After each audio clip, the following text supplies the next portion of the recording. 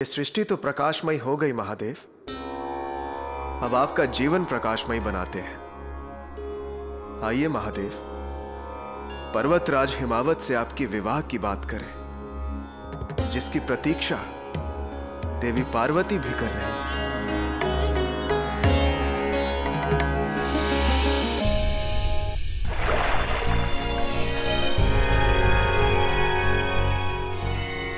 आज फिर किसी की मटकी तोड़ेंगी राजकुमारी।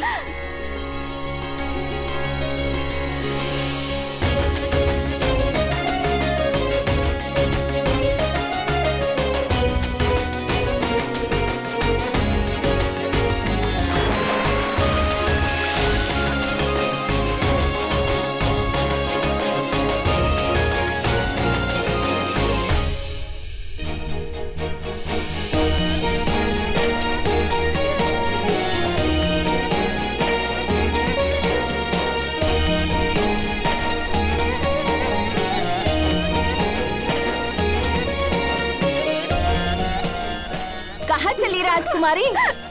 आज तो राजकुमारी की प्रसन्नता देखने लायक है।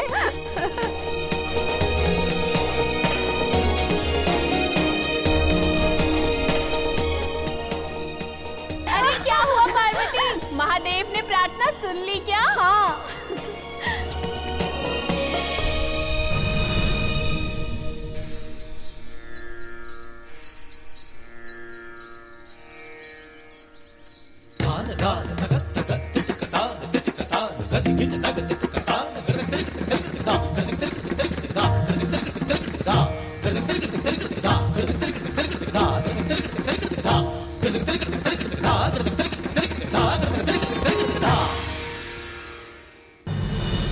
दीदी, क्या हुआ? बड़ी प्रसन्न लग रही हो। तुम नहीं समझोगी तो समझाओ ना। बाद में बताएंगे।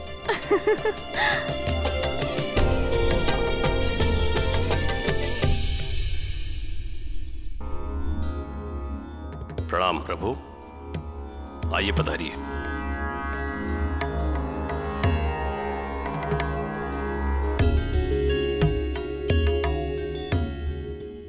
क्या हुआ महादेव? आप किस सोच में हैं? हमने आज तक कभी पार्वती से बात नहीं की है। मतलब आप तो स्वयं महादेव हैं। आपको किसी से बात करने में कैसा संकोच? और हम तो यहाँ आपके विवाह का प्रस्ताव लेकर ही आए हैं ना? नहीं नारायण, आज के दिन हम एक साधारण व्यक्ति हैं, महादेव नहीं। और हम देव हों या कोई साधारण व्यक्ति, जब भी विवाह के विषय में कोई बात करे तो मन तो व्याकुल होता ही है। हम तो ये भी नहीं जानते कि पार्वती हमारे बारे में क्या सोचती है। यदि उन्होंने इस विवाह के प्रस्ताव को स्वीकार नहीं किया तो? प्रेम में केवल प्रेम ही होता है। यदि, किंतु और परंतु जैसे शब्द नहीं। हमने आपसे पहले भी कहा कि देवी पार्वती सदा से ही सिर्फ आपकी ही प्रतीक्षा कर रही है। यदि आप अपने विषय में उनके विचार जानना चाहते हैं तो इस नारायण का आपसे वचन है कि देवी पार्वती स्वयं के मुख से आपको बताएंगी कि वे आपके विषय में क्या सोचती है। प्रभु, आप ठहर गए? कोई कष्ट है? जी नहीं, कोई कष्ट नहीं। तो चलिए महादेव।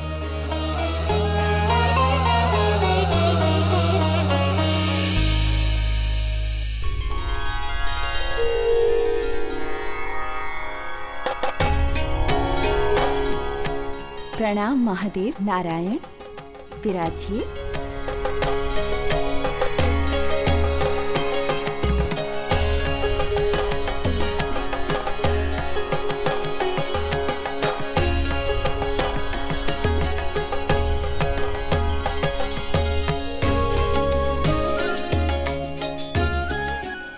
पार्वती तो कब से इस दिन की प्रतीक्षा कर रही थी, जब वो ये सुनेगी कि स्वयं नारायण उसके विवाह का प्रस्ताव लेकर आए हैं। तब उसके हर्ष की कोई सीमा नहीं रहेगी।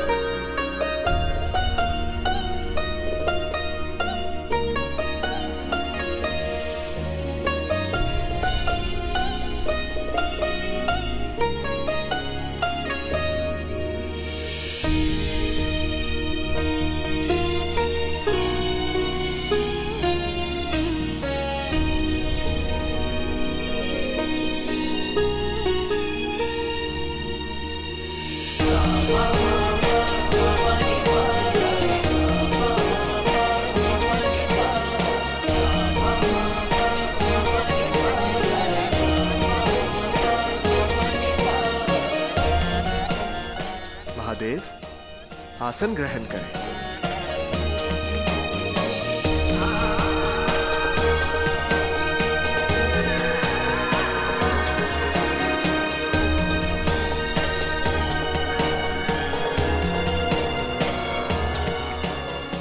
प्रभु, पुत्री है तो उसका आज नहीं तो कल विवाह करना ही होगा, किंतु पार्वती को अपने से दूर। आपसे दूर कहां पर्वतराज, वे तो आपकी सीमा में ही रहेंगी।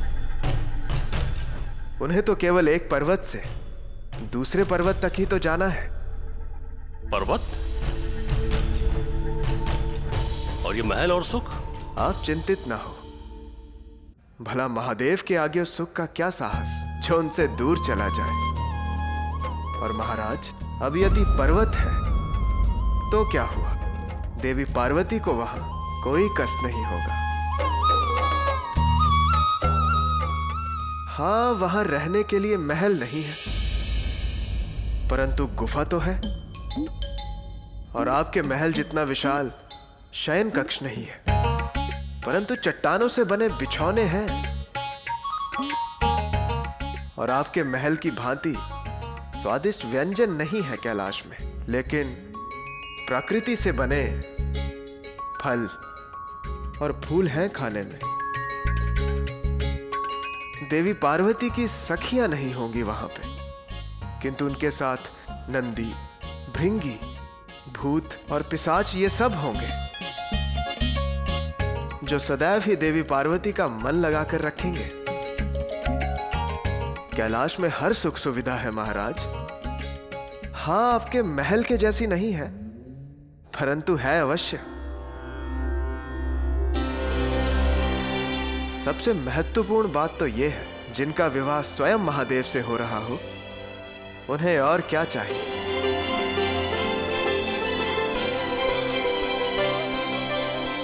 सुख सुविधा तो ठीक है, किंतु एक भय है।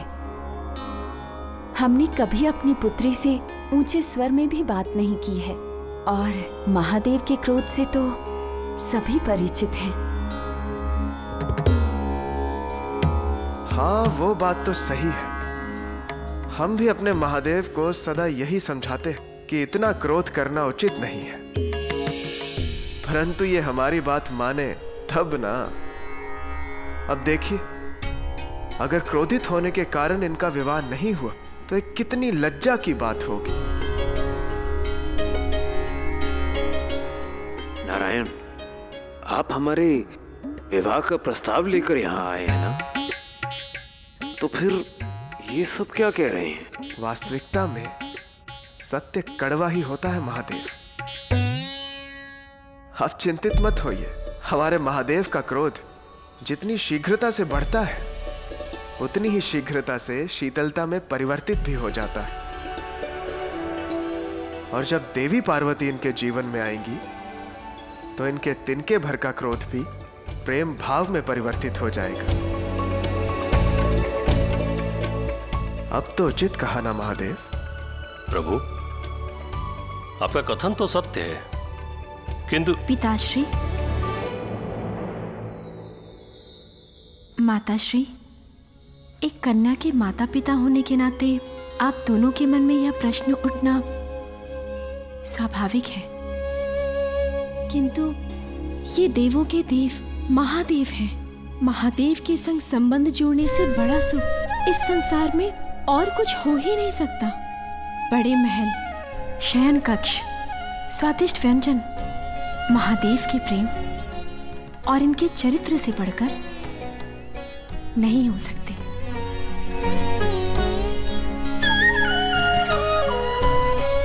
मन में शांति ही ना हो तो कोई भी शयन कक्ष आपको सुख की निद्रा नहीं दे सकता, किंतु महादेव से मिली शांति यदि आपके हृदय, आपके मन में वास करती हो, तो फिर पत्थर से बने बिछौने पे सोने से बड़ा सुख और कुछ हो ही नहीं सकता। स्वादिष्ट व्यंजन से भूख मिटाने से अधिक आवश्यक होती है आत्मा की तृप्ति। और यदि महादेव का तेज, उनका विश्वास आपके साथ हो, तो उस तृप्ति से बढ़कर और कुछ हो ही नहीं सकता। माते, यदि ब्रह्मांड महादेव के क्रोध से परिचित है तो संपूर्ण सृष्टि यह भी तो जानती है कि ये कितने भोले हैं। इस सृष्टि की हर स्त्री यही कामना करती है और करती रहेगी कि उसे महादेव के जैसा उत्तम वर ही अपने जीवन साथी के रूप में मिले। आज से अनंत काल तक यदि कोई भी कन्या पति की कामना करे तो उसकी हर कामना में, उसकी हर आराधना में केवल आप ही होंगे।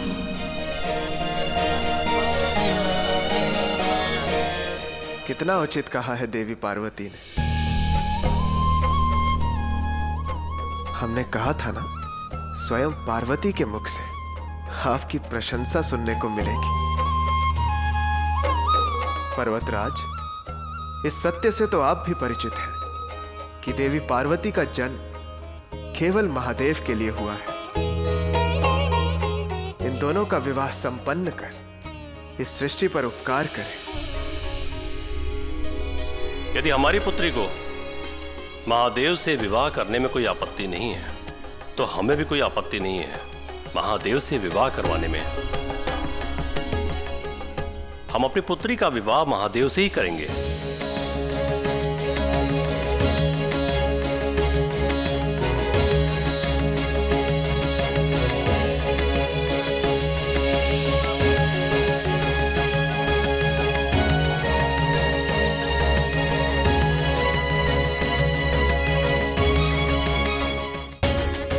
हमने कहा था ना, आप जब भी हमें पुकारेंगे हम आपके समक्ष होंगे।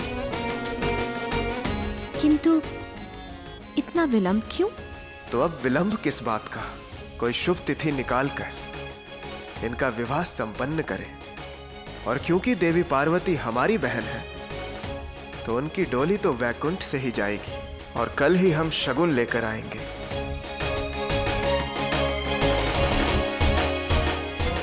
महादेव और देवी पार्वती के मिलन में केवल मात्र एक रात्रि की दूरी शेष है।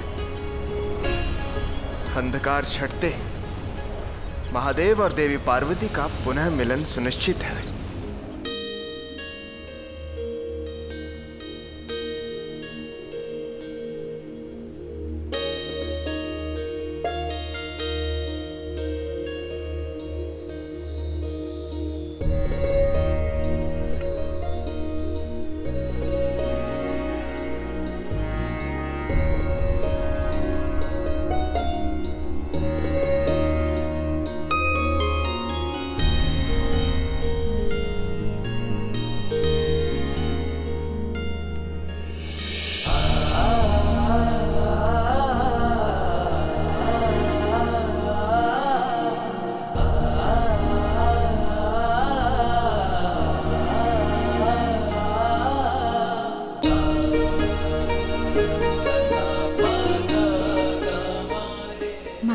हम जानते हैं कि स्वयं महादेव के संग संबंध जोड़ने से बड़ा सुख इस संसार में और कुछ हो ही नहीं सकता।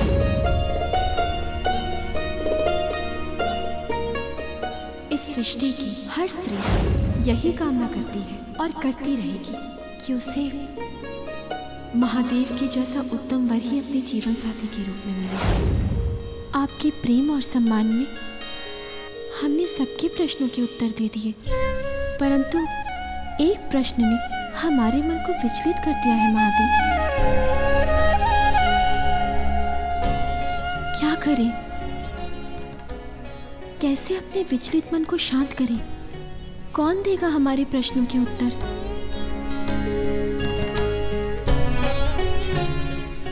पुत्री,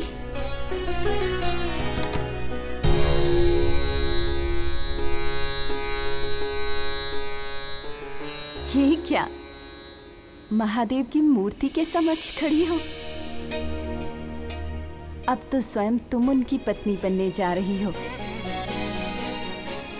जो भी बातें करनी हो विवाह के पश्चात कर लेना। अभी तुम्हारे भ्राता विष्णु और देवी लक्ष्मी आए हैं विवाह का शगुन लेकर। तुम्हें बुला रहे हैं।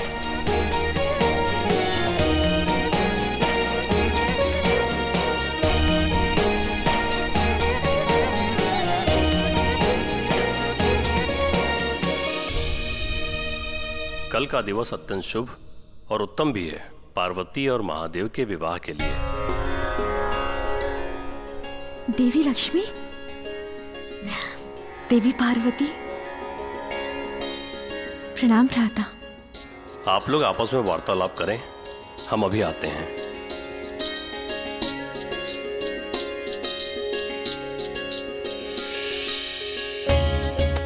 कब से हम आपकी आने की प्रतीक्षा कर रहे थे। हमें हमारी सखी मिल गई, इन्हें इनकी बहन और महादेव को उनकी जीवन संगनी।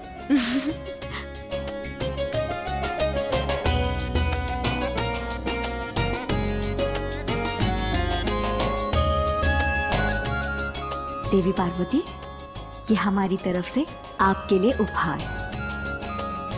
इससे भी अधिक आकर्षक हार देंगे हम आपको, लेकिन कल, और वही आपको आपके विवाह में पहनना होगा।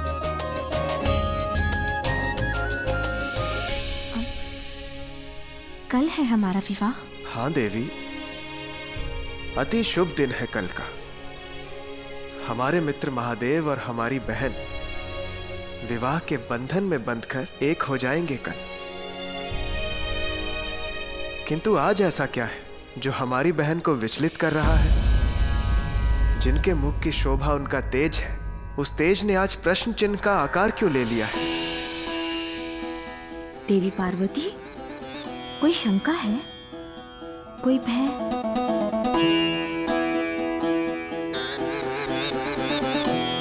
एक प्रश्न है जिसने हमारे मन को विचलित कर दिया है।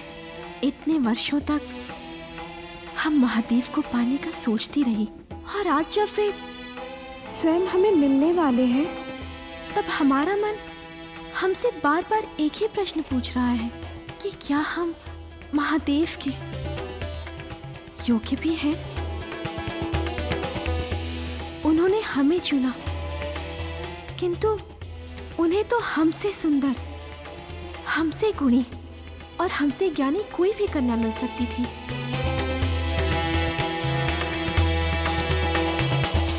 तो फिर उन्होंने हमें ही क्यों चुना?